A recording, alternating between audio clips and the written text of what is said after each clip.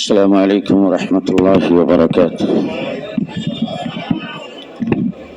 درود شريف درود شريف اللهم صل على محمد وعلى آل محمد كما صليت على إبراهيم وعلى آل إبراهيم إنك حميد مجيد. اللهم بارك على محمد وعلى آل محمد كما باركت على إبراهيم وعلى آل إبراهيم إنك حميد مجيد. نحمده ونصلي على رسوله الكريم، أما بعد، فأعوذ بالله من الشيطان الرجيم. بسم الله الرحمن الرحيم. إنا أعطيناك الكوثر فصل لربك وانحر إن شانئك هو الأبتر. صدق الله العظيم. وقال رسول الله صلى الله عليه وسلم: خيركم من تعلم القرآن وعلمه. وقال عليه الصلاة والسلام: من صام رمضان إيمانا واحتسابا غفر له ما تقدم من ذنب. وقال عليه الصلاة والسلام: من قام رمضان إيمانا واحتسابا غفر له ما تقدم من ذنب، أو كما قال عليه الصلاة والسلام. বুজুর্গান মুহতারাম, হযরত উলামায়ে ইকরাম, উপস্থিত বেরাদারান ইসলাম, আল্লাহ তাবারক ওয়া তাআলার অসংখ্য অগণিত মেহেরবানি, আল্লাহ পাকের বড় দয়া আমাদের উপরে যে আল্লাহ পাক আমাদেরকে রমজান শরীফের মাসে হায়াত দান করেছেন। গত রমজানে আমি আপনাদের এখানে আসছিলাম, রমজানের প্রথম দিনেই। আমার জানা নাই, হয়তো আপনাদের জানা থাকবে, গত রমজানে ছিল, আজ রমজানে নাই। এমন মানুষ বোধহয় আপনাদের এই এলাকায় নাই যে গত রমজানে ছিল, এখন নাই। আজকে যেখানে আমরা উপস্থিত হয়েছি, জানি না এই রমজান কার জন্য শেষ রমজান। বলতে পারেন কেউ? এমন কোন ব্যক্তি এখানে আছেন দাঁড়ায় বলবেন যে হুজুর, আমার বাবা, আমার দাদা 80 বছর বয়সে মারা গেছে, আমাদের বংশে 80-85 নিচে কোনো মানুষ মরে না, আমার বয়স মাত্র 40। এমন গ্যারান্টি কারো আছে যে এই বছর রমজান পাইছি, আগামী রমজান পাবো কিনা, এটা কি আমি বলতে পারি? তাহলে আজকে রমজান থেকে আমার অবস্থাটা এমন হইতে হবে যে এই রমজানটাই আমার জীবনের হয়তো বা শেষ রমজান। কথা বুঝাইতে পারি না বোধ হয়। এই রমজানটা আমার জীবনের হয়তো বা শেষ রমজান। যদি এই রমজানটাই যদি আমার জীবনের শেষ রমজান হয়ে থাকে, তাহলে এইটাই যেন আমার কামিয়াবির কারণ হয়। যে বিজ্ঞ উলামায়ে ইকরামের নাম শুনছেন আপনারা, আপনাদের এখানে যারা আসবেন, তাফসীর করতেন, বয়ান করতেন, ওনাদের কাছ থেকে আপনারা মূল্যবান কথাবার্তা শুনবেন, দিক নির্দেশনামূলক আলোচনা শুনবেন। আজকে প্রথম দিন আমাকে এখানে দাওয়াত করা হয়েছে। আমি আসলে তাফসীরের যোগ্য না, এরপরে আমাকে কিছু কথা বলার জন্য বলা হয়েছে। আমি আপনাদের সামনে বাংলাসরা কয়েকটি কথা বলবো। আজকের এই রমজানটাকে আমাদের এমন ভাবে কাটাইতে হবে, যদি এই রমজানটাই যদি আমাদের জীবনের শেষ রমজান হয়ে থাকে, তাহলে এইটাই যেন আমার নাজাতের জরিয়া হয়, এইটাই যেন আমার কামিয়াবির জরিয়া হয়। কথা বলেন, ঠিক কিনা বলেন? রমজান শরীফের মাস, এটা বড় কিমতিপূর্ণ মাস, বড় ফজিলতপূর্ণ মাস। আমার মুহাম্মদুর রাসূলুল্লাহ সাল্লাল্লাহু আলাইহি ওয়াসাল্লাম, আমাদের নবী হুজুর আকরাম সাল্লাল্লাহু আলাইহি ওয়াসাল্লামের কোন গুনাহ খাতা আছে? খাতা কসুর আছে? জি, আগে পিছের সব মাফ, আগে পিছের সব মাফ। শুধু মাফ না, নবীদেরকে আল্লাহ তাবারক ওয়া তাআলা বানাইছেনই বেগুনাহ মাসুম। নবী বেগুনাহ মাসুম, নবী গুনাহ করতে পারে না। আর আমাদের নবী কোন নবী? যে সমস্ত নবীর নবুয়ত পাইছে আমার নবীর উসিলায়। আমাদের নবী মুহাম্মদুর রাসূলুল্লাহ সাল্লাল্লাহু আলাইহি ওয়াসাল্লাম যদি আল্লাহ পাক সৃষ্টি না করতেন, আমার নবী যদি পৃথিবীতে না আসতেন, তাহলে আদম থেকে ঈসা পর্যন্ত 1,24,000 নবীও আসতো না। মুহাম্মদুর রাসূলুল্লাহ সাল্লাল্লাহু আলাইহি ওয়াসাল্লাম পৃথিবীতে আসবেন, আল্লাহ পাক ওনাকে সৃষ্টি করবেন।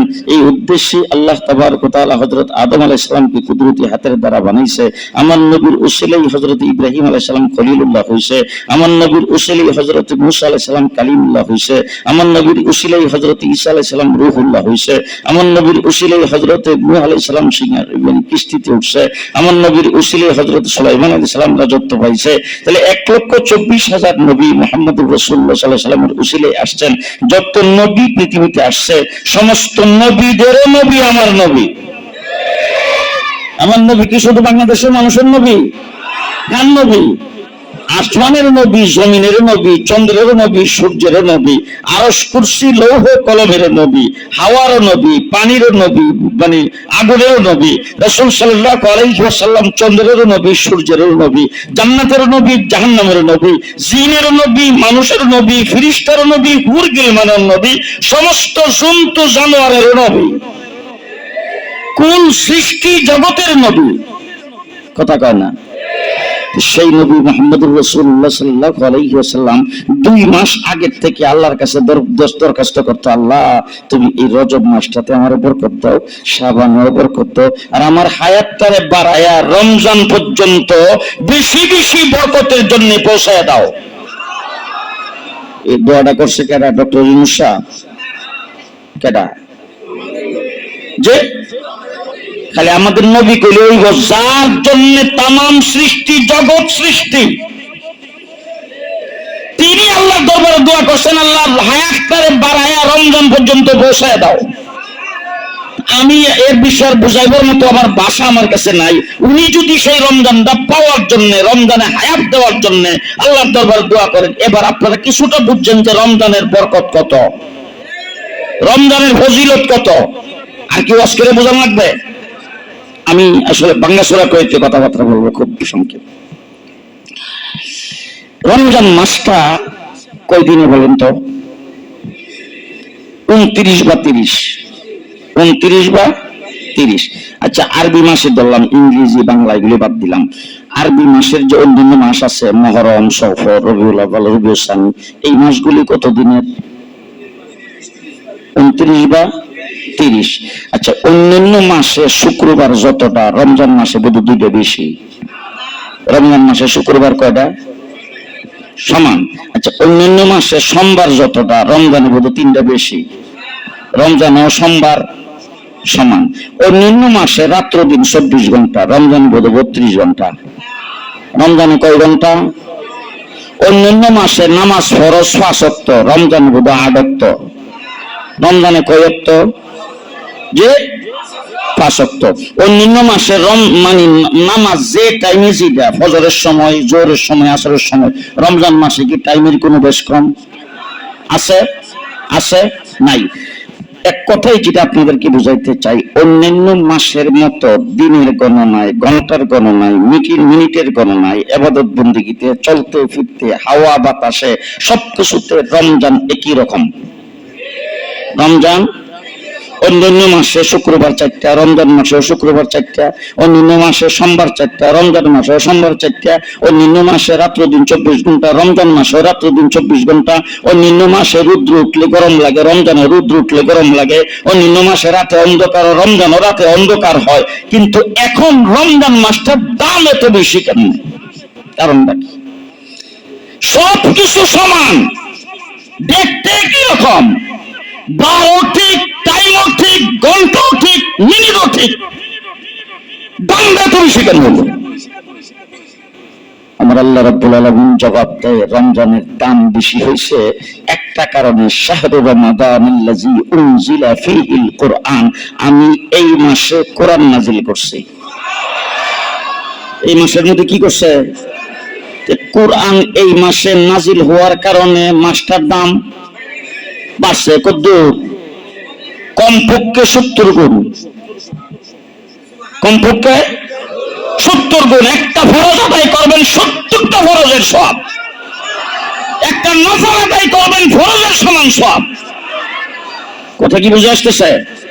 আচ্ছা, এখন আল্লাহ রাজিগান তো আল্লাহ সারাটা মাস আমরা দেশে দেখছি শেখ মুজিবের মৃত্যুবার্ষিকী, জন্মবার্ষিকী, জিয়াউর রহমানের জন্মবার্ষিকী, মৃত্যুবার্ষিকী, সারা মাস বিধি পালন করে। আপনি 15ই আগস্টে মারা গেছে শেখ মুজিব, এখন দেখেন যে 1 তারিখ থেকে শুরু করতো, গত 15 বছর তো তাই করছে। জিকির আজকাল সব বাদ দিয়ে খালি জাতির জনক, জাতির জনক, জাতির জনক। এছাড়া তার কোনো জিকির ছিল না। রমজান মাস হয়ে জিকিরই করছে। যাই হোক, তো ওই যে সারা মাস বিধি পালন করে আল্লাহ রাজিগান তো আল্লাহ এই রমজান মাসে যে কোরআন নাজিল করছো, এটা কি সারা মাসের ভিতরেই নাজিল করছো নাকি কোনো টাইমে? আল্লাহ রাব্বুল আলামিন বলেন, ইন্না আনজালনাহু ফি লাইলাতিল কদর, আমি রমজান মাসের লাইলাতুল কদরে কোরআন নাজিল করছি। সারা মাসে না, কোন সময়? লাইলাতুল কদরে, মানে কদরের রাত্রিতে কোরআন নাজিল করছি। এখন আল্লাহকে একটা প্রশ্ন করতে হয় যে আল্লাহ, রমজান মাসের ভিতরে কদরের রাত্রিটা হওয়ার কারণে সারাটা মাসের দাম বাড়ছে, তাইলে এই কদরের যে রাত্রিটা, হিডার দাম কত? কি বলেন? আল্লাহ নিজেই কইতেছে যে রমজান মাসের ভিতরে কদরের রাত্রিটা থাকার কারণে যদি রমজানের দাম এত হয়ে থাকে, ওমা আদরাকা মা লাইলাতুল কদর, লাইলাতুল কদর যে রাত্রিটা, হিডার দাম কত? এটা কি তোমরা জানো? আমি কথা বুঝাইতে পারি না আপনাদেরকে। একটা মাসের ভিতরে একটা রাত্র হওয়ার কারণে মাসের দামটা যদি এরকম হয়, আল্লাহ নিজেই তো তাইলে এবার বুঝছেন রাত্রটার দাম কত। লাইলাতুল কদরি খায়রুম মিন আলফি শাহর, এক রাত্রি 1000 মাসের চাইতে বেশি। 83 বছর 4 মাস এক রাত্রে ইবাদত করবেন, 83 বছর 4 মাস। এই জন্য এই উম্মতের আমলের ওজন বেশি, এই উম্মতের আমলের হিসাব বেশি, ঠিক না?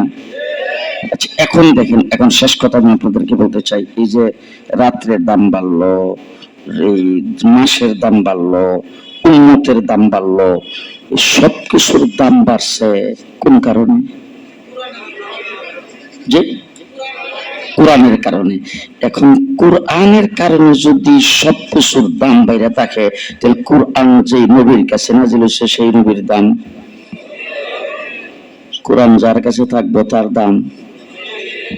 ইন্না আরাদনাল আমানাতা আলাস সামাওয়াতি ওয়াল আরদি ওয়াল জিবাল, আমি আল্লাহ এই কোরআন আসমানকে দিতে চাইছিলাম, জমিনকে দিতে চাইছিলাম, পাহাড়কে দিতে চাইছিলাম।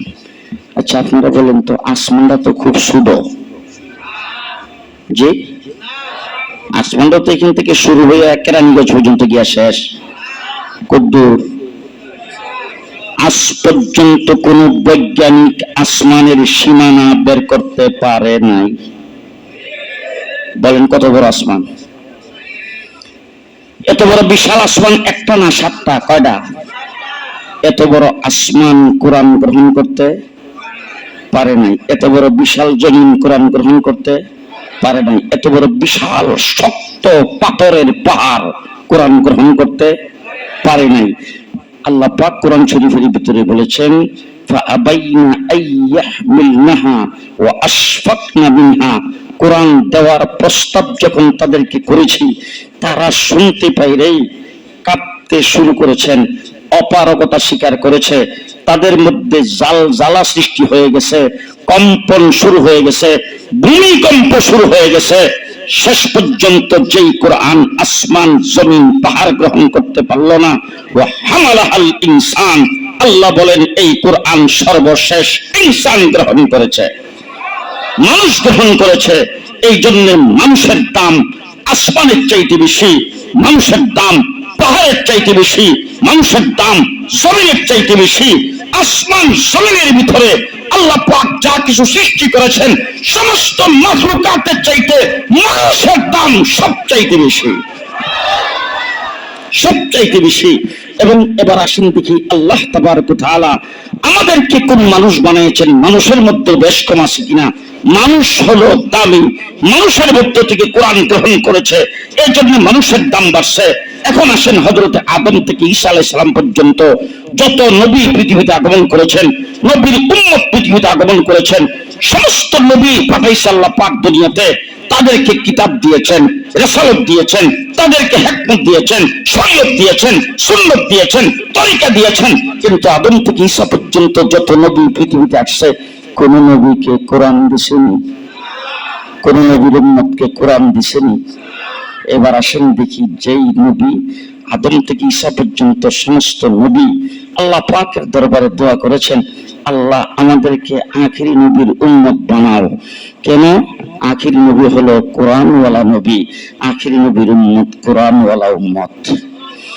হযরত মূসা আলাইহিস সালাতু ওয়াস সালামকে আল্লাহ পাক বলছেন, মূসা তোমার সঙ্গে আমি তো কথাবার্তা বলি, কোলে তুলে নিকটে তোমাকে ডাইকে আনি, আর তুমি এই জায়গায় এসে আমার সঙ্গে কথাবার্তা বলো। এমন একটা উম্মত পৃথিবীতে আসবে যেই উম্মতের সঙ্গে আমি আল্লাহ ডাইরেক্ট কথা বলার জন্য আমার কথার বান্দারটা তাদের হাতে ছেড়ে দিয়ে রাখবো। আল্লাহ পাকের কথার বান্দার 30 পারা কোরআন আমাদের কাছে আছে না নাই? আমাদের কাছে আছেন নাই? তাইলে আল্লাহ তাবারক ওয়া তাআলা আমাদেরকে হযরত আদম আলাইহিস সালাম থেকে ঈসা আলাইহিস সালাম পর্যন্ত হাজার হাজার বছর গেছেন, হাজার হাজার বছরের ভিতরে আল্লাহ পাক 1,24,000 নবী দুনিয়াতে পাঠাইছেন।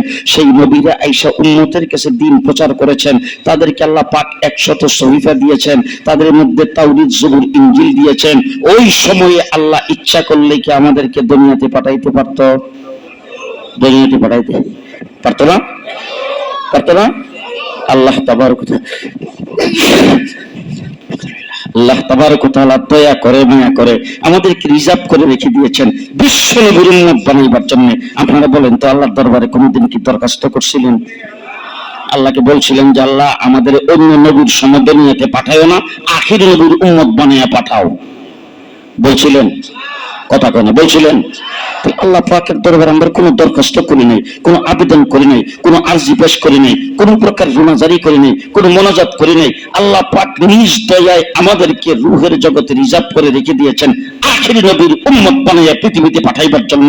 আদমের যুগে পাঠাই নাই, ইব্রাহিম আলাইহিস সালামের যুগে পাঠাই নাই, নূহ আলাইহিস সালামের যুগে পাঠাই নাই, মূসা আলাইহিস সালামের যুগে পাঠাই নাই, ঈসা আলাইহিস সালামের যুগে পাঠাই নাই, 1,24,000 নবীর উম্মত বানাই আমাদেরকে পাঠাই নাই, তাওরীত, জবুর, ইনজিল অনুসরণ করার মতো আমাদেরকে পাঠাই নাই। আমাদেরকে আল্লাহ পাক কোরআনওয়ালা বিশ্ব নবীর উম্মত বানাইয়া পাঠাইছে। কোরআনওয়ালা বিশ্ব নবীর উম্মত। নবীর মর্যাদা কত, কত মর্যাদা! শেষ কথা আপনাদের সামনে, শেষ কথা কোরআন শরীফের ছোট্ট একটা সূরা পড়ছি, আমি একটু ইশারা দিয়ে আবার আলোচনা শেষ। আল্লাহ তাবারক ওয়া তাআলা একটা সেমিনার করছিলেন নবীদেরকে নিয়ে। কোরআন শরীফের ভিতরে আল্লাহ পাক সেই সেমিনারের কথা বর্ণনা করেছেন, ওয়া ইজ আখাযাল্লাহু মিসাকান নাবিয়্যিন। আল্লাহ পাক সমস্ত নবীদেরকে নিয়ে একটা সেমিনার করছেন। সেই সেমিনারের আলোচ্য বিষয়, সেমিনার হলে কিন্তু আলোচ্য বিষয় লেখা থাকে কানে, লেখা থাকে না? সেমিনারের আলোচ্য বিষয় হলো মুহাম্মাদুর রাসূলুল্লাহ। সেমিনারের আলোচ্য বিষয় মুহাম্মাদুর রাসূলুল্লাহ। আচ্ছা, সেমিনার যদি হয়, আলোচনা কে করবেন সেটা লেখা থাকে কিনা? থাকে কিনা? তাহলে আলোচক হলেন আল্লাহ। আলোচক কে? আল্লাহ। আর আলোচনার বিষয়বস্তু মুহাম্মাদুর রাসূলুল্লাহ। আচ্ছা, এবার আসেন দেখি, সেমিনার যদি হয় তাহলে কিন্তু সবাই ডালাও ভাবে যাইতে পারে, নাকি যাদেরকে কার্ড দিয়ে দাওয়াত দেওয়া হয় তারা যাইতে পারে? তাহলে সেই সেমিনারে যাওয়ার জন্য যারা শ্রোতা হবেন তারা হলেন 1,24,000 নবী। নবুয়তির টিকিট ছাড়া সেই সেমিনারে কেউ যাইতে পারবে না। তাইলে শ্রোতা হলেন নবী, আলোচক হলেন স্বয়ং আল্লাহ, আলোচনার বিষয়বস্তু হলো মুহাম্মাদুর রাসূলুল্লাহ। সেই জায়গায় নবীদের সামনে আল্লাহ পাক আলোচনা করেছেন, লামা আতাইতুকুম মিন কিতাবি ওয়া হিকমা। এখানে নিশ্চয় অনেক আলেম ওলামায়ে কেরাম আছে, আপনারা ভুল হইলে বলবেন, লামা আতাইতুকুম মিন কিতাবি ওয়া হিকমা। সমস্ত নবীদেরকে আল্লাহ পাক বলছেন আদম থেকে ঈসা পর্যন্ত তোমাদেরকে নবুয়ত দেওয়া হবে, রিসালাত দেওয়া হবে, শরীয়ত দেওয়া হবে, হিকমত দেওয়া হবে, দুনিয়াতে তোমাদেরকে প্রেরণ করা হবে, আমি তোমাদেরকে নবী হিসেবে দুনিয়াতে পাঠাবো। তবে জেনে রাখো, লামা আতাইতুকুম মিন কিতাবি ওয়া হিকমা, তোমাদেরকে দেওয়া হবে মিন কিতাবি ওয়া হিকমা, কিতাব থেকে, হিকমত থেকে কিছু কিছু, ভালো করে বুঝেন। ও আদম, তোমাকে কিতাব থেকে কিছু দেওয়া হবে, হিকমত থেকে কিছু দেওয়া হবে। এই ইব্রাহিম, তোমাকে কিতাব থেকে কিছু দেওয়া হবে, হিকমত থেকে কিছু দেওয়া হবে। এই নূহ, তোমাকে কিতাব থেকে কিছু দেওয়া হবে, হিকমত থেকে কিছু দেওয়া হবে। তাওরীতওয়ালা, জবরওয়ালা, ইনজিলওয়ালা, সহিফাওয়ালা, তাওরীত বড় কিতাব, ইনজিল বড় কিতাব, জবুর বড় কিতাব, যত বড় কিতাব হোক, তোমাদেরকে কিছু কিছু দেওয়া হবে। কিছু লামা আতাইতুকুম মিন কিতাবি ওয়া হিকমা, কিছু কিছু তোমাদেরকে দেওয়া হবে। সর্বশেষ সুম্মা জাআকুম রাসূল, সুম্মা জাআকুম রাসূল, সুম্মা জাআকুম রাসূল, তোমাদের সকলের পরে আমি আমার রাসূলকে দুনিয়াতে প্রেরণ করব। আমার রাসূলকে যখন প্রেরণ করব তখন কি হবে? লামা আতাইতুকুম, তোমাদের বেলা বলছি, তোমাদেরকে দেওয়া হবে কিছু মিন কিতাবি ওয়া হিকমা, কিছু কিছু। আর আমি যখন আমার রাসূলকে দুনিয়াতে প্রেরণ করব তাদের বেলা, তার বেলা কি হবে? বলে তার বেলা হবে ইন্না আতাইনাকা, ইন্না আতাইনাকা, ও মেরে মাহবুব, ও আমার হাবিব, ও আমার হাবিব, ও আমার মাহবুব, আপনাকে আপনাকে আপনাকে 1,24,000 নবীর ব্যাপারে বলছে, লামা আতাইতুকুম, তোমাদেরকে মিন কিতাবি ওয়া হিকমা, কিতাব থেকে কিছু, হিকমত থেকে কিছু কিছু সকলকে দেওয়া হবে। আমার নবী মুহাম্মদুর রাসূলুল্লাহ সাল্লাল্লাহু আলাইহি ওয়াসাল্লামের পড়া যখন আসছে, আল্লাহ বলেন ইন্না আতাইনাকা, ও আমার হাবিব, আমি স্বয়ং আল্লাহ আতাইনাকা, আপনাকে দিয়েছি। আর আস্তে সুবহানাল্লাহ করেন, আপনাকে দিয়েছি। আপনাকে কি দিয়েছি? আল কাউসার, আল কাউসার। সমস্ত তাফসীরের কিতাবে লেখছে খায়রে কাসীর, অপরন্ত নিয়ামতের ভান্ডার। ইন্না আতাইনাকা। একটা বিষয় আপনাদেরকে একটু ইশারা দিতে চাই, একজন মানুষ যদি সম্মানিত ব্যক্তি হয়, আর ওই সম্মানিত ব্যক্তিটাকে সম্মান দিয়া তাকে যদি সরাসরি সম্বোধন করতে হয়, তাইলে লোকটাকে কি বলবেন আপনি? যেমন ওনাকে আমি যদি এখন সম্বোধন করি, অনেকে বলবো আপনি, আপনি, আপনি, কথা কয় না। উনি এখানে সামনে আছেন, সরাসরি সম্বোধন করলে কি বলবো? আপনি। আর এখন যে আপনাদের মুফতি মিজান সাহেব, উনি এখন এখানে নাই, উনি অন্যান্য আছেন, ওনাকে সম্বোধন করলে বলবো উনি, উনি। একজন লোককে সামনাসামনি সরাসরি যদি সম্বোধন করা হয়, বাংলা ভাষায় বলা হয় আপনি, আরবিতে বলা হয় কা। আরবিতে কি বলা হয়? কা। বাংলায় কি বলা হয়? আপনি। বাংলায় বলা হয় আপনি, আরবি ভাষা, আরবি গ্রামারে বলা হয় কা।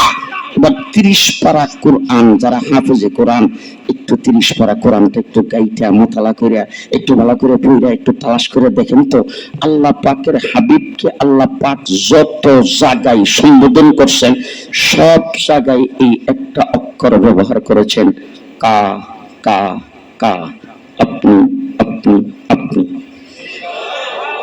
ওয়ামা আরসালনাকা ইন্না আরসালনাকা فلنولينك فولي وجهك لا تحرك به لسانك فلا وربك يا أيها المدثر قم فأنذر فربك فثيابك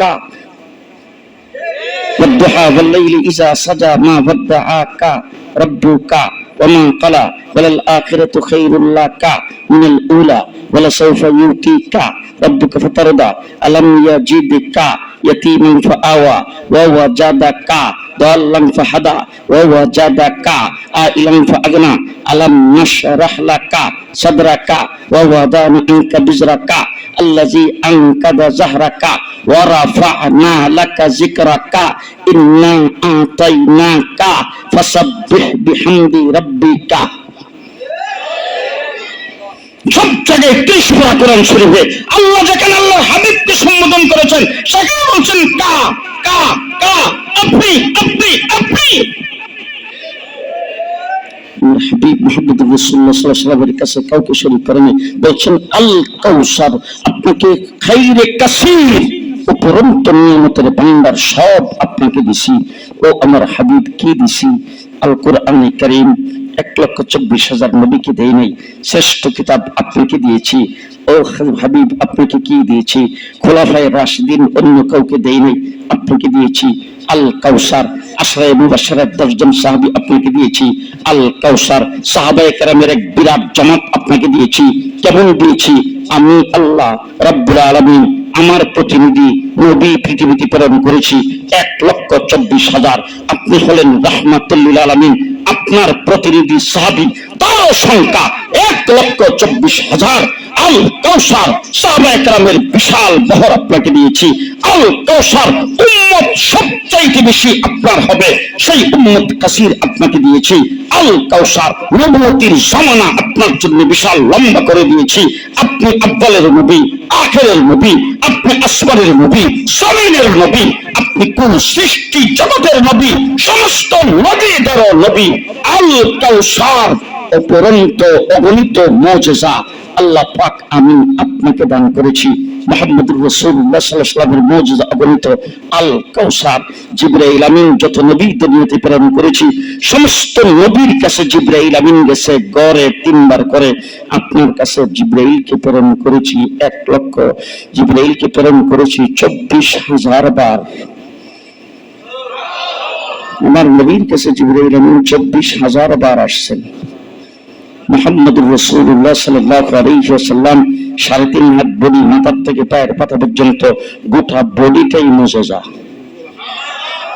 কথা কয় না যত নবী পৃথিবীতে আগমন করেছেন সমস্ত নবী দুনিয়া থেকে চলে গেছে পরবর্তী উম্মতের চিন্তা ভাবনা কেউ করে নাই আর আমার নবী দুনিয়াতে আসার পর থেকে উম্মতের চিন্তা কথা কয় না ঠিক না ঠিক তাইফের জমিনে রাসূল সাল্লাল্লাহু আলাইহি ওয়াসাল্লাম পাথরের বৃষ্টির মতো আঘাত খাইছে জিবরাইল আমিন এসে বলছে পাহাড় থেকে উল্টায় দেই তাদেরকে শেষ করে দেই আমার নবী মুহাম্মদুর রাসূলুল্লাহ সাল্লাল্লাহু আলাইহি ওয়াসাল্লাম আল্লাহর দরবার হাত উত্তোলন করে বলছেন আল্লাহ আল্লাহ আল্লাহ তাদেরকে ধ্বংস করে দিও না আল্লাহুম্মা ইহদি কওমি ফাইন্নাহুম লা ইয়ালামুন আল্লাহ তাদেরকে ধ্বংস করে দিও তাদেরকে হেদায়েত করো আসলে তারা বুঝতে পারে নাই রাসূল সাল্লাল্লাহু আলাইহি ওয়াসাল্লাম চিন্তাটা কি করছেন আজকে আমার উপর নির্যাতন করছে আমি কষ্ট পাইছি আজকে যদি তারা আমাকে ধ্বংস করে দেয় আর তাদেরকে যদি ধ্বংস করে দেওয়া হয় তাহলে তো তারা শেষ হয়ে যাবে কিছুদিন পরে যদি আমাকে বুঝে আসে তাইলে ঈমান আনার নসিব আর হবে না আচ্ছা ঠিক আছে তারা ঈমান আনলো না তাদের গর্ভে যে সন্তানাদি হবে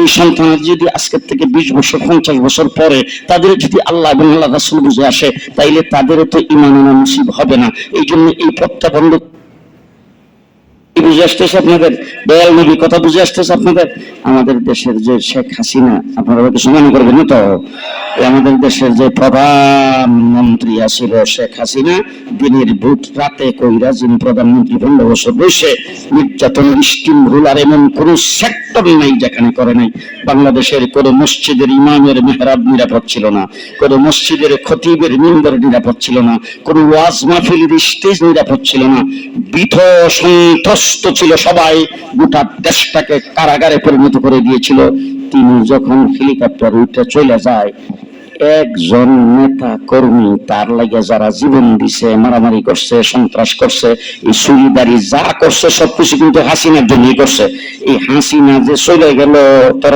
কোনো খোঁজ খবর নিছে আচ্ছা আমরা যদি দেখতাম পেপার পত্রিকা যে হাসিনা চলে যাওয়ার সময় পেছনের দিকে একটু তাকায়া খালি কইছে আল্লাহ আমার কর্মীরা কি অবস্থাটা হইব এতটুকু কথা যদি কইতো তাইলে আমি ওই কর্মীদের মুরিদ করতাম, তা ঠিক আছে।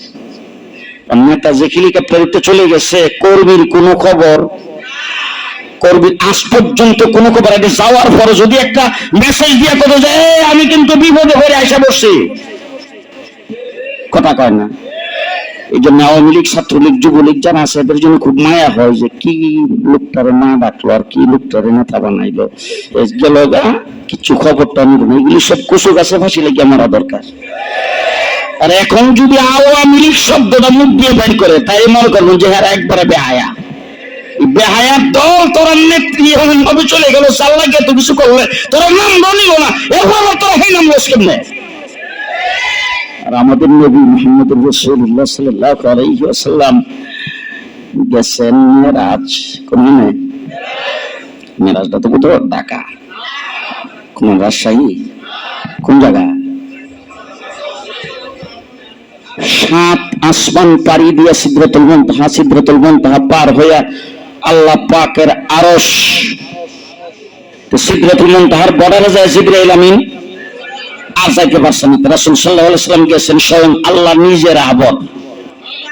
আল্লাহ বলতেছেন আরো সামনে, আরো আগে, আরো আগে, আরো আগে। এই কইতে কইতে ফাঁকা না কাবা কাউসাইন, একদম দনুকের রশির মধ্যে ধরে টান দিলে যেমন একটা আরেকটার কাছাকাছি আসে, আল্লাহ আল্লাহর হাবিবের এতটুক কাছে। দুইজন একসাথে বসছে। বসার পরে একদিন ওই যে বিয়ের বাড়িতে গেলে দেখছে, জিজ্ঞেস করে বিআই আইলেন যে যেমন খালি হাতে দেখা যায়, কিছু নিয়ে আসেন নাই, কয় না এরকম। আল্লাহ আল্লাহর হাবিব বলতেছে, ও হাবিব আপনি যেহেতু দূরে আসছেন, এইভাবে আসছেন, কি নিয়ে এসেছেন? হুজুর আকরাম সাল্লাল্লাহু আলাইহি ওয়াসাল্লাম আল্লাহ 3টা জিনিস নিয়েছি। কয়টা? কয়টা? আত-তাহিয়াতু লিল্লাহি ওয়াস-সালাওয়াতু ওয়াত-তাইয়্যিবাত। 3টা জিনিস নিয়ে আসছি। আমার শারীরিক ইবাদত, জবানি ইবাদত, মালি ইবাদত সব আপনার জন্য। আমার জানও আপনার, মালও আপনার, কলও আপনার। 3 জিনিস যখন আল্লাহর কাছে পেশ করছেন, আল্লাহ পাক বলেন হাবিব আপনি 3 জিনিস আমাকে দিয়েছেন, আমিও আপনাকে 3 জিনিস দিলাম। দিছে কয়টা? পাইছে কয়টা? আসসালামু আলাইকা আইয়ুহান নাবিয়্যু ওয়া রাহমাতুল্লাহি ওয়া বারাকাতুহু।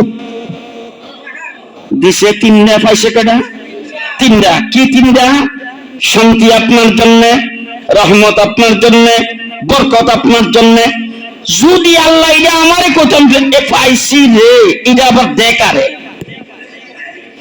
হুজুর আকরাম সাল্লাল্লাহু আলাইহি ওয়াসাল্লাম আল্লাহ পাক দিছে জিবরাইলের মাধ্যমে, না একবার আল্লাহর কাছে বসায়া, আল্লাহর কাছে বসায়া আল্লাহ 3টা তোহফা রাসূল সাল্লাল্লাহু আলাইহি ওয়াসাল্লামকে দিচ্ছেন। আল্লাহ তাবারক ওয়া তাআলা দেওয়া মাত্র আমার নবী ডাক দিয়ে কো আল্লাহ এই 3 জিনিস আপনি আমারে দিয়ে দিলেন, আমার উম্মত। সুবহানাল্লাহ কইলেন না? আমার উম্মত মুহাম্মদুর রাসূলুল্লাহ সাল্লাল্লাহু আলাইহি ওয়াসাল্লামকে আল্লাহ পাক বলেন, ও আমার হাবিব আপনি আপনার উম্মতের দরদে আপনি যদি উম্মতকে ভাগ করে দেন তাহলে তো আমার কোনো আপত্তি থাকবে না। আপনি 3 জিনিস আপনার উম্মতকে ভাগ করে দিতে পারেন। রাসূল সাল্লাল্লাহু আলাইহি ওয়াসাল্লাম সাথে সাথে বলছেন আসসালামু আলাইনা ওয়া আলা ইবাদিল্লাহিস সালিহিন। খোদার কসম করে বলে যাচ্ছি, মসজিদের মিম্বরে দাঁড়ায়া আল্লাহর ঘর মসজিদে বসে যারা 5 ওয়াক্ত নামাজ পড়বে, আজকে যারা মসজিদে জামাতের সাথে নামাজ পড়েছেন আপনারা তাহিয়াত পড়েন নাই তো? জি, খুব ভালো করে বুঝেন, খুব ভালো করে বুঝেন। উম্মত মিসকিন যে চিনতে পারেন নাই, আল্লাহ রাসূল সাল্লাল্লাহু আলাইহি ওয়াসাল্লাম গেছেন মেরাজে, আল্লাহর সঙ্গে বসছেন। বসার পরে ওখানে কি লেনদেন হইছে, কি কথাবার্তা হইছে, আল্লাহ কোন অংশ বলছে আর আল্লাহর হাবিব কোন অংশ বলছে, 2 রাকাত নামাজের ভিতরে আপনি সেটা আদায় করেন। যদি আপনি ইয়াকিনের সাথে, ঈমানের সাথে, ইখলাসের সাথে নামাজ যদি পড়ে থাকেন, নামাজ হলো আপনার জন্য মেরাজ। রাসূল সাল্লাল্লাহু আলাইহি ওয়াসাল্লাম 3 জিনিস আল্লাহর দরবার থেকে পাইছে, সেই 3 জিনিস উম্মতকে বন্টন করে দিয়েছেন। সেই উম্মতের খাতায় আপনার নাম লেখা হবে। আসসালামু আলাইনা ওয়ালা ইবাদিল্লাহিস সালিহিন, কিয়ামত পর্যন্ত আমার নেককার সালিহিন উম্মত অর্থাৎ যারা নামাজি হবে, পরহেজগার হবে, আমি তাদের সকলকে বন্টন করে দিলাম।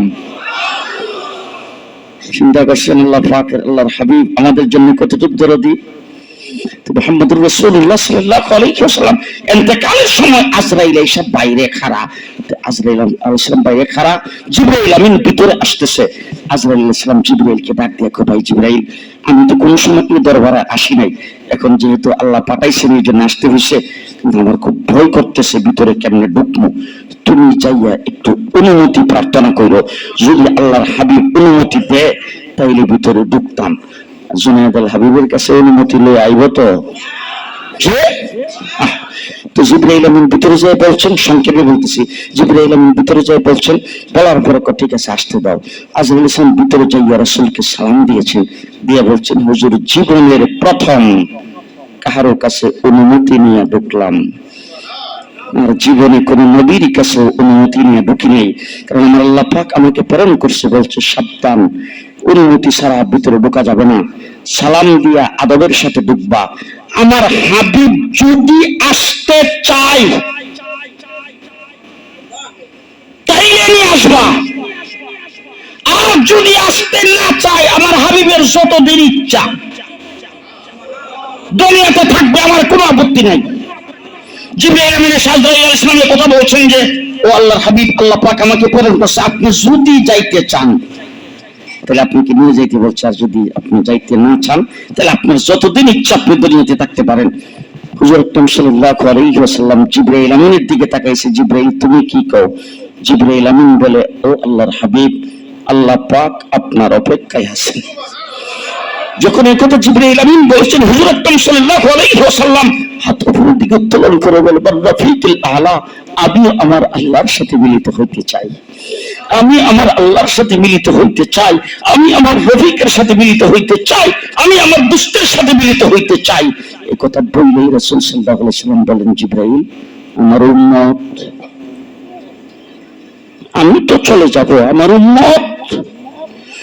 যখন জিবরাইলকে বলছেন আমার উম্মত, জিবরাইল আমিন বলে, হুজুর আপনার উম্মতের অবস্থা তো আমি বলতে পারি না, জানে তো আল্লাহ। বলে, তাহলে আল্লাহকে জিজ্ঞেস করে আস। চিন্তা করেন ভালো করে, আল্লাহকে জিজ্ঞেস করে আস। হুজুর জিবরাইল আমিন গেছেন, যাইয়া মুহূর্তের ভিতর আল্লাহ পাকের দরবার থেকে আয়েশা বলতে শোনো, আল্লাহর হাবিব অতীতের নবী দুনিয়ার থেকে চলে গেছে, আল্লাহ পাক নবী পাঠাইছেন মানুষের হেদায়েতের জন্য, আপনি দুনিয়ার থেকে চলে যাবেন, কিয়ামত পর্যন্ত আর কোনো নবী নাই, আপনার উম্মত কিয়ামত পর্যন্ত থাকবে, কিয়ামত পর্যন্ত উম্মতের জিম্মাদারি স্বয়ং আল্লাহ গ্রহণ করেছেন। উম্মতের জিম্মাদারি কার?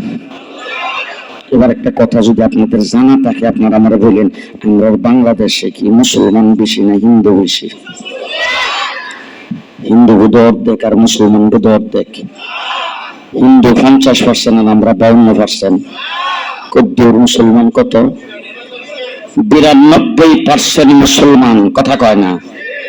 আপনাদের এখান থেকে অথবা মাওয়াঘাট থেকে অথবা এই জায়গা থেকে আপনি যদি চিটাগাং যান, রাজশাহী যান, বরিশাল যান, রাস্তার কিনারে যদি কোনো পেট্রোল পাম্প থাকে, সিএনজি পাম্প থাকে, সবগুলির মধ্যেই পূজা মণ্ডপ আছে, মন্দির তো আছে, চার্চ, গির্জা, মুসলমানদের নামাজ আদায়ের মসজিদ, যে এর দ্বারা বোঝা গেছে দেশটা হিন্দুরা।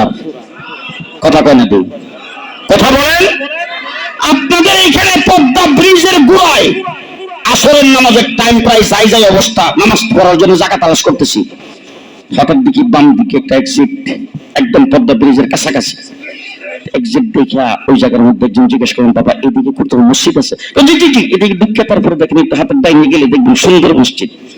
মসজিদের মধ্যে গেলাম, যাই নামাজ পড়ছি, আসরের নামাজ পড়ে যখন বেরিয়েছি, ইমাম শব্দ হয়ে আল্লাহ হুজুর করতে চাইলেন। আমার জড়াইয়া দেশে দাঁড়িয়ে বললাম, যে আপনি কি এখানকার, আপনি কি এখানকার ইমাম? বলে জি। তাহলে এটা তো আরবিদের মসজিদ। বলে না হুজুর, আমি বলছি ইমাম সাহেব আরবিতে চাকরি নিয়ে ইমামতি করে। আরবি না হুজুর, আরবিদের না। এটা কার মসজিদ? বলে হুজুর, এটা যখন রাস্তা বানায়, ব্রিজ যখন করে, তখন কোরিয়ান কোম্পানি এই মসজিদটা করছিল। কারা করছিল? Korean company. আচ্ছা, এখন আপনারা জানা তাকে বলুন তো, কোরিয়ান কোম্পানি তারা মুসলমান তো? জি, এখন আমি ইমাম সাহেবকে জিজ্ঞেস করলাম, বাবা এখন মসজিদ তো বৃষ্টি হয়ে গেছে, রাস্তা হয়ে গেছে, এখন মসজিদ? বলে হুজুর এখন কোরিয়ান কোম্পানি বেতন দেয়। আচ্ছা, এখন আমি আপনার কাছে দুইটা জিনিস জানতে চাই। ইমাম সাহেব জিজ্ঞাসা করলাম, এক নম্বর হলো কোরিয়ান কোম্পানি কি মুসলমান ছিল? বলে না হুজুর। এখন যে তারা বেতনটা দেয়, মাসে মাসে আপনার জন্য বেতন পাঠায়, এখনো তারা বেতন দিতেছে, তারা কি মুসলমান? বলে না হুজুর না, এরা আসলে মুসলমান শ্রমিক যারা ছিল এইখানে যারা কাজ করাইতো তাদের তারা মুসলমান, আমাদের দেশের এলাকার লোকজনকে নিয়ে তারা তো নামাজের টাইমে নামাজ পড়তো। এখন মুসলমানদের নামাজের সুবিধার্থে তারা এই মসজিদটা করছেন। আর এখন মসজিদ করার পরে তারা এখন কাজ শেষ চলে গেছেন, কিন্তু মসজিদের বেতনটা তারা এখনো মুসলমানদের সুবিধার্থে জারি রাখছেন। আমি জিজ্ঞেস করলাম, এই কোরিয়ান কোম্পানির তারা কে? বলে হুজুর অধিকাংশ বুদ্ধিস্ট বুদ্ধ ধর্মের অনুসারী, কিছু কিছু আছে খ্রিস্টান। আচ্ছা ঠিক আছে, বুদ্ধ ধর্মের অনুসারী যে আর খ্রিস্টান যে, তারা এখানে এসে কোনো চার্চ বানায় নাই। তারা বুদ্ধ ধর্মের পূজা করার জন্য বুদ্ধদের কোন ইবাদতখানা বানাইল? বলে না হুজুর। তাইলে এই মসজিদটা তারা বানাইলো কি জন্য? দেশটা বুদ্ধিস্টের, খ্রিস্টানদের, হিন্দুদের, কার? জি। আজকে শেষ কথা, যদি আপনারা নারাজ না হন, আপনারা যদি খারাপ মনে না করেন, গত 15 বছর পর্যন্ত ভারত আমাদের দেশকে মুসলিম হিসাবে মুসলমানদের এই দেশ থেকে বিতাড়িত করার জন্য, মুসলমানকে দুর্বল করার জন্য দিনে বুট রাতে করা আমাদের এই পেশি সরকারকে ক্ষমতায় রেখেছেন। ইসলামকে উৎখাত করার জন্য শাপলা চত্বরে 1,54,000 গুলি আলেমদের উপর দিয়ে চালানো হয়েছে। পিলখানায় 57 জন আর্মি অফিসারকে, মুসলিম অফিসারকে হত্যা করা হয়েছে। আলেম ওলামা ইকরামকে জেলখানার ভিতরে ঢুকিয়েছেন। ইসলাম ছিল এই সরকারের সবচাইতে বেশি গাত্রদাহ, ইসলাম ছিল সবচাইতে বেশি তাদের মনের বিদ্বেষ, ইসলামকে উৎখাত করার জন্য। কিন্তু আজকে মসজিদে দাঁড়িয়ে বলতে বাধ্য হয়েছি, ইসলামের একটা পশম হিলাইতে পারে নাই।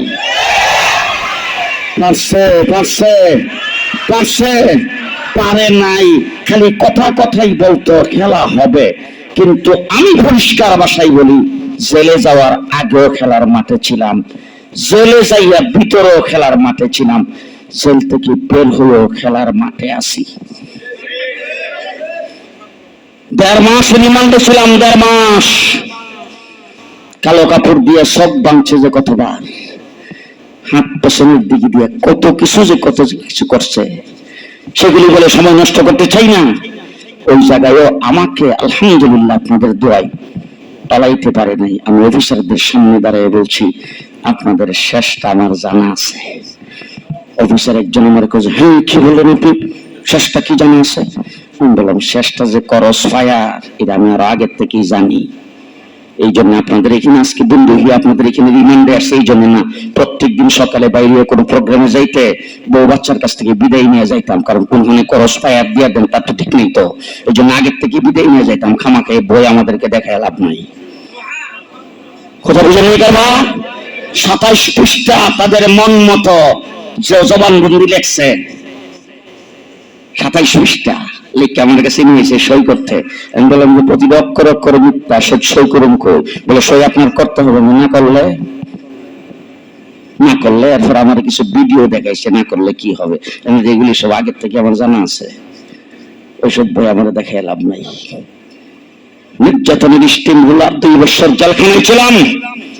দুঃখ সেই জায়গায় তোমরা খেলার কথা বলেছ, তোমরা মাঠে নাই, তোমরা পুলিশের অস্ত্রে আমাদের বিরুদ্ধে বের করেছ। এরপরে বলছে পালাবো না। এখন গেলা কো? এখন কোথায় গেলা? 1.5 মাস রিমান্ডের ভিতরে আমাকে যেখানে যে জিজ্ঞাসাবাদ করেছে, যে জিজ্ঞাসা করতে আসছে, আমি ওটাই ভাবি দিয়া বলতো, তুই পাকিস্তানি রাজাকার, তুই পাকিস্তানি রাজাকার, এই পাকিস্তানি রাজাকার, এই পাকিস্তানি রাজাকার, রাজাকারের বাচ্চা। তোর হাফিজ জুজুর পাকিস্তানি রাজাকার, তোর মুফতি আমিন পাকিস্তানি রাজাকার, তোর শেখুল হাদিস পাকিস্তানি রাজাকার। বড় বড় উলামায়ে কেরাম, আকাবির উলামায়ে কেরামের নাম ধরে ধরে পাকিস্তানি রাজাকার বলে গাড়ি দিত, আর আমাদের উপর নির্যাতন করত।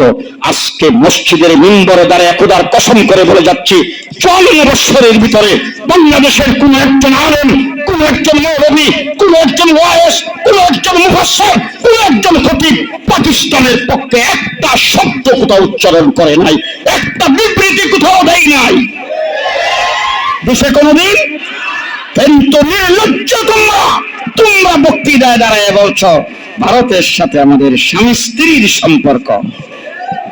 কি বলেন? আমরা বলছি কোনদিন?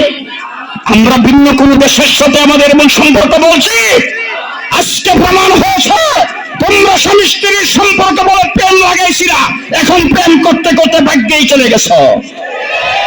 আজকে প্রমাণিত হয়েছে তোমরা সবাই ইন্ডিয়ান রাজাকার। আমরা কোন ভিন্ন দেশের রাজাকার নয়, তোমরা ইন্ডিয়ান রাজাকার।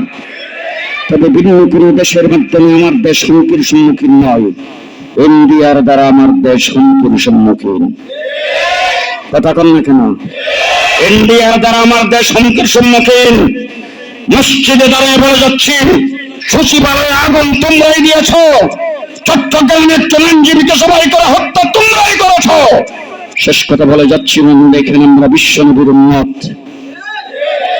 মুসা আলাইহিস সালামের উম্মত। মুসা আলাইহিস সালামকে বলছে যুদ্ধ করা লাগলে তুমি আর তোমার আল্লাহ কইরো। আমরা কোন নবীর উম্মত?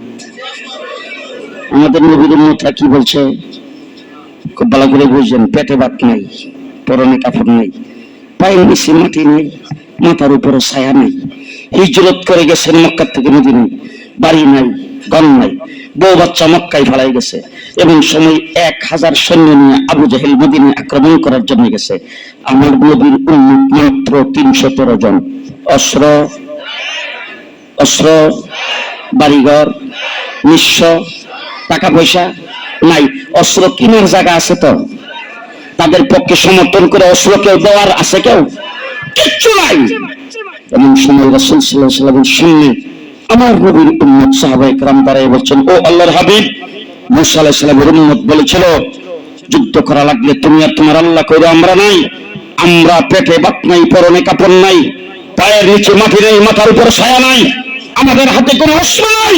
কিন্তু আমরা আজকে আপনার সামনে দাঁড়ায়া পরিষ্কার ভাষায় বলে দিলাম, যতক্ষণ পর্যন্ত আমাদের দেহের ভিতরে প্রাণ থাকবে আপনার ডাইনে বামে সামনে পেছনে লড়াই করতেই থাকবো, করতেই থাকবো। আপনাদের কি বক্তব্য? আপনাদের বক্তব্য কি? এমন কোন পরিস্থিতি আল্লাহ না করুক, দেশ নিয়ে অনেক ষড়যন্ত্র হচ্ছে, অনেক ধরনের ষড়যন্ত্র হচ্ছে দেশের ভিতরে। আল্লাহ না করুক যদি এমন কোন পরিস্থিতি আসে, দেশের স্বাধীনতা যদি খর্ব হয়ে যায়, দেশটা যদি ইরাকের মতো হয়ে যায়, সিরিয়ার মতো হয়ে যায়, আপনি আমার সামনে যদি কোন পরাশক্তি এসে দাঁড়ায়, আপনি কি তখন বুক টান করে বলতে পারবেন আমি একজন মুসলমান, আমি কেল্লা কাটায় দেব, ঈমান দেব না? কাটা কাটা পারবেন? কেল্লা কাটায় দেব ঈমান, জীবন দিয়ে দেব ইসলাম দেব না। আল্লাহ কবুল করুক, আল্লাহ কবুল করুক। আল্লাহ তাবারক ওয়া তাআলা আমাদের সকলকে প্রত্যেক দিনের এই তাফসীরে হাজির হওয়ার তৌফিক দান করুক। আল্লাহ পাক এই রমজান শরীফের মাসে, আচ্ছা রোজা তো সারাদিন না খেয়ে থাকলে বাস রোজা হয়ে গেল, নামাজ না পড়লো, হ্যাঁ রমজান মাসে যেহেতু সারাদিন না খেয়ে রইলেন, আর এত বড় ফজিলতপূর্ণ মাস, রোজাই যখন রাখতে ফেলছেন, মিশা কথা কইল কোন সমস্যা যে আছে? মালে মাফে কম দিলে কোনো অসুবিধা নাই, মাত্রা বেশি যায় না যায়। রমজান মাস ব্যবসার সিজন তো, এখন যেইভাবে লুটা যায়, খালি রোজাটা রাখলে তো কথা কয় না। মিথ্যা কথা বলা, মিথ্যা কথা বলা, পর নিন্দা করা, অন্যের গীবত করা, কাহারো দুষ্ত্রুটি আলোচনা করা, হ্যাঁ শত্রুতামি করা, কি না বিদ্বেষ, হিংসা রাখা রাখা যাবে না। চোখকে গুনাহ থেকে বাঁচাইতে হবে, বলেন চোখকে গুনাহ থেকে বাঁচাইতে হবে, কানকে গুনাহ থেকে বাঁচাইতে হবে, হ্যাঁ হাতকে গুনাহ থেকে বাঁচাইতে হবে, পাউকে গুনাহ থেকে বাঁচাইতে হবে। গুনাহ হয় এমন কোন জায়গায় পায়ে হাইটা যাওয়া যাবে না, গুনাহ হয় এমন কোন জায়গা হাত দিয়া ধরা যাবে না, গুনাহ হয় এমন কিছু কান দিয়া শোনা যাবে না, গুনাহ হয় এমন কিছু চোখ দিয়া দেখা যাবে না, গুনাহ হয় এমন কিছু ব্রেন দিয়া চিন্তা করা যাবে না। একমত? একমত? জি একমত। আল্লাহ কবুল করুক, আল্লাহ কবুল করুক।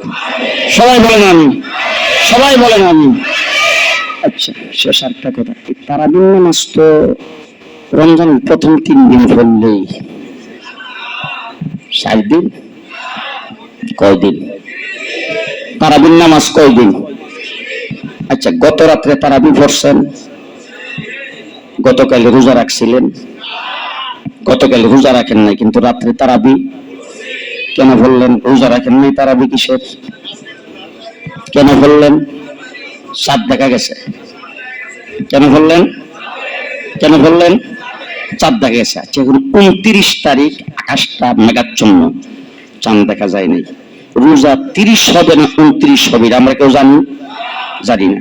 এখন এই হুজুর এইখানে বসা, আপনারা সবাই হুজুরের চতুর্দিকে এসে ঘেরাও করছেন, হুজুর চাঁদ দেখা গেছে কিনা? হুজুর কোনো খোঁজ খবর তো পাই নাই। নামাজ হলো এশার নামাজ 8টা, হুজুর একটু দেরি করে পড়ি, দেখি কোনো খবর টবর আয় কিনা, কথা কয় না। যদি খবর আইছে চাঁদ দেখা গেছে, তারাবি পড়বেন তো? তাইলে চাঁদ দেখা শুরু, চাঁদ দেখা শেষ, চাঁদ দেখা শুরু, চাঁদ দেখা শেষ, তার নাম তারাবি। প্রথম 2-3 দিন বাবারই বাবা, রাস্তাও খালি নাই। 2-3 দিন পরে আল্লাহ, আপনাদের এলাকায় নাই, আমি ঢাকার কথা বলতেছি, এরকম লোক আছে না?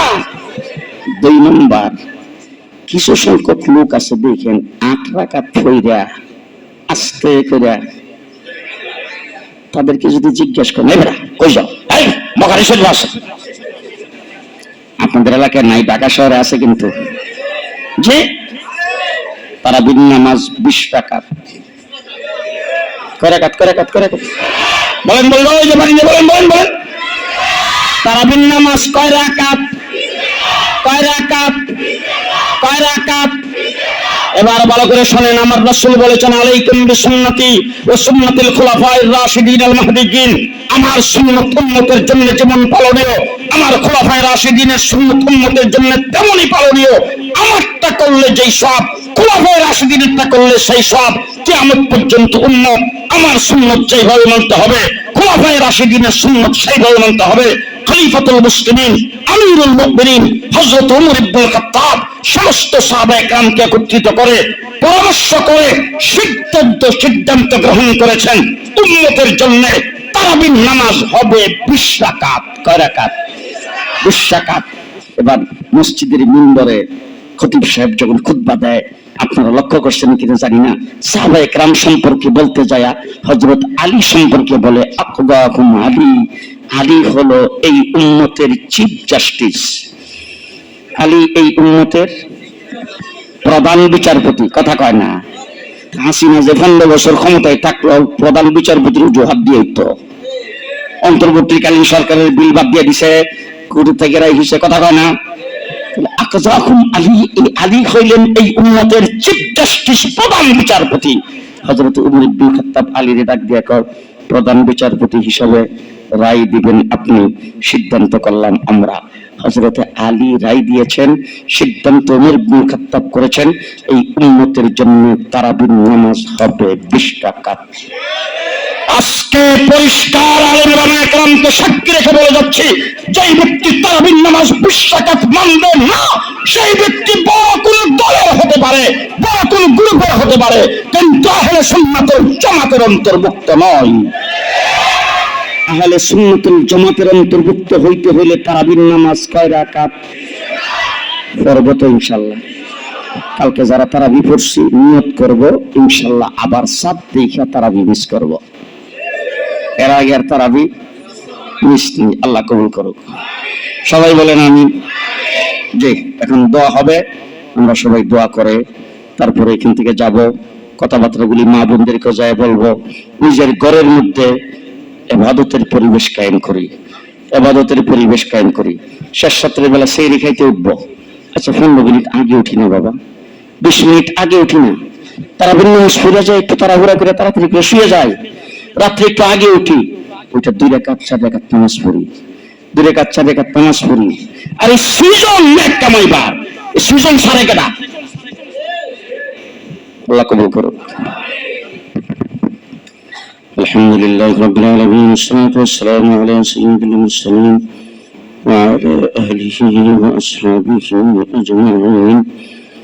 ربنا ظلمنا أنفسنا وإن لم تغفر لنا وترحمنا لنكونن من الخاسرين.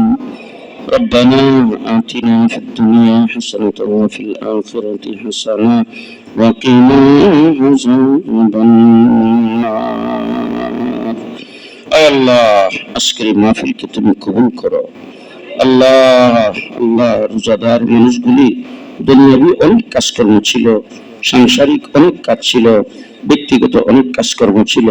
এই দুপুরের সময় সমস্ত কাজকর্ম বাদ দিয়ে আল্লাহ তোমার কথা, তোমার হাবিবের কথা, তোমার কালামের কথা, তোমার দ্বীনের কথা শোনার জন্য আল্লাহ এই সময়টুকু এখানে যারা দিয়েছেন, আল্লাহ মেহেরবানি করে এই সময়টাকে তুমি সকলের জন্য নাজাতের জরিয়া বানিয়ে দাও। ইয়া আল্লাহ মাহফিল সামনে আরো 14-15 দিন চলবে। আল্লাহ যাদেরকে দাওয়াত করা হয়েছে তাদেরকে সহি সালামতে এখানে পৌঁছায় দাও। ইয়া আল্লাহ আত্রাফের সমস্ত মুসলমান নরনারীকে অংশগ্রহণ করার তৌফিক দাও। ইয়া আল্লাহ এই মাহফিল এই অত্র এলাকার জন্য আমাদের সকলের জন্য হেদায়েতের জরিয়া বানিয়ে দাও। ইয়া আল্লাহ জান্নাতের রাস্তা চিনার জরিয়া বানিয়ে দাও। ইয়া আল্লাহ দ্বীনের উপরে দায়ম কায়েম থাকার জরিয়া বানিয়ে দাও। আল্লাহ রমজান শরীফের এই প্রথম রহমতের প্রথম দিনে আল্লাহ তোমার শাহী দরবারে হাত উঠাইছি। আল্লাহ তোমার কাছে ভিক্ষা চাই, তুমি আমাদের মাফ করে দাও। আল্লাহ তোমার কাছে রহমত ভিক্ষা চাই, আমাদেরকে রহমত দাও। আল্লাহ রহমতের ভিক্ষা চাই, রহমতের ভিক্ষা চাই, রহমতের ভিক্ষা চাই, মাগফিরাতের ভিক্ষা চাই। আল্লাহ তুমি আমাদেরকে মাফ করে দাও। আল্লাহ তুমি আমাদেরকে মাফ করে দাও। আল্লাহ তুমি আমাদেরকে মাফ করে দাও। اللهم اغفر أمة محمد صلى الله عليه وسلم. اللهم اغفر أمة محمد صلى الله عليه وسلم. اللهم اغفر أمة محمد صلى الله عليه وسلم. ইয়া আল্লাহ উম্মত মুহাম্মাদীকে মাফ করে দাও, আমাদের সকল মুর্দাগানকে মাফ করে দাও, আমাদের মধ্যে যারা বিমারী সকল বিমারীদের শিফা করে দাও। আল্লাহ সকল বিমারীদের শিফা করে দাও। ইয়া আল্লাহ ইয়া আল্লাহ ইয়া আরহামার রাহিমিন, রমজান শরীফের মাস উপলক্ষে কবরবাসীদের কবর আযাব যেভাবে মাফ করে দিয়েছো, আল্লাহ কবরবাসীদের সমস্ত কবর আযাব তুমি আজীবনের জন্য মাফ করে দাও। ইয়া আল্লাহ ইয়া আরহামার রাহিমিন, আমাদেরকে রমজানের কদর করার তৌফিক দান করো। আল্লাহ রমজানের ইজ্জত এবং হুরমত কায়েম করার তৌফিক দান করো। ইয়া আল্লাহ রমজান মাসে আল্লাহ রমজানের সঙ্গে যাতে আমাদের কোনো বিয়াদবি না হয় সেই ব্যবস্থা আমাদের করে দাও। রমজানের ইজ্জত আর সম্মান দেওয়ার তৌফিক দাও। আল্লাহ রমজানের রহমত মাগফিরাত ফজিলত হাসিল করার তৌফিক তুমি দান করো। রমজান মাসে যাদেরকে জাহান্নামের আগুন থেকে নাজাত দিবা তাদের লিস্টিতে আমাদের নামটা উঠায় দাও। আল্লাহ রমজান মাসে যাদেরকে মাফ করবা তাদের লিস্টিতে আমাদের নামটা উঠায় দাও। আল্লাহ রমজান মাসে প্রত্যেক দিন আল্লাহ তারাবির নামাজ জামাতের সাথে পড়ার তৌফিক দান করো। ইয়া আল্লাহ রমজান মাসে বেশি বেশি করে কোরআন তেলাওয়াত করার তৌফিক দান করো। ইয়া আল্লাহ কোরআনের সঙ্গে আমাদের সম্পর্ক লাগাইবার তৌফিক দাও। ইয়া আল্লাহ আমরা নাফরমান, আমরা তোমার থেকে দূরে সরে গেছি। আল্লাহ রমজান মাস তুমি দিয়েছ তোমার নিকটতম হওয়ার জন্য। আল্লাহ তুমি আমাদের সবাইকে তোমার খাস বান্দাদের কাতারে শামিল করে নাও। তোমার নিকটতম বান্দা হিসেবে তুমি আমাদেরকে আল্লাহ তোমার লিস্টে তোমার রহমতের ছায়াতলে জায়গা দাও। আল্লাহ তোমার নিকটতম বান্দাদের লিস্টিতে আমাদের নামটা উঠে দাও। ইয়া আল্লাহ আমরা জান্নাত চাই, আল্লাহ জাহান্নাম থেকে মুক্তি চাই। আল্লাহুম্মা ইন্না নাসআলুকাল জান্নাতা ওয়া নাউযু বিকা মিনান নার।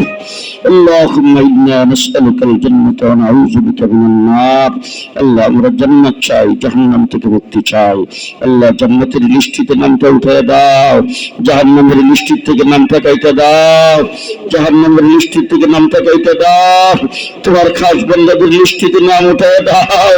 আল্লাহ আল্লাহ তোমার খাস বান্দা হিসেবে আমাদেরকে কবুল মঞ্জুর করে নাও।